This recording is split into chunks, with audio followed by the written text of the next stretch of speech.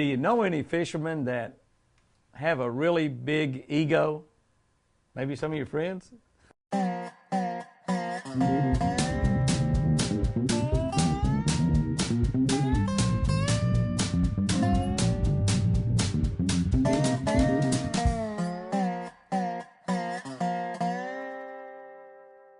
Good morning, guys and girls. It is January 27th, and we're going to be looking at our catch of the day. We're going to be looking in the book of Psalms 108:13. Psalms 108:13.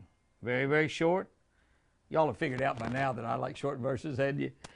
We can win with God's help. We can win with God's help. Boy, I love that one.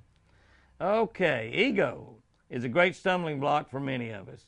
It can hurt us in our attempts to catch fish.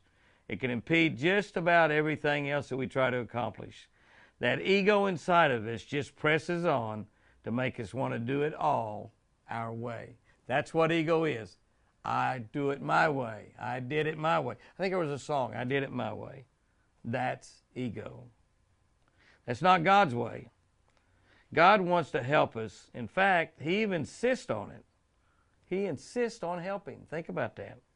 The children of Israel succeeded at every turn when they depended upon God's help, but they failed miserably when they acted on their own without God's help. Even with these examples, we still try to do things our own way, and we call on God only when our way fails. You ever been guilty of that? I have. Why not call on God first? What does God want to help us with? Everything. From the smallest part of our lives to the most important. Wow, what a great devotion. You know, we depend on God when things aren't going right. We depend on Him when we've got illnesses and sicknesses and financial troubles and deaths in the family. We don't really think about God too much for the little everyday things, but God wants to help in everything. That's really what He wants to do. And all we need to do is just put Him first in our life. We need to depend on Him, talk to Him about the things that's going on, and He'll help us. And when God's helping us, we don't have to worry too much about that ego. Ego is a big destroyer of a lot.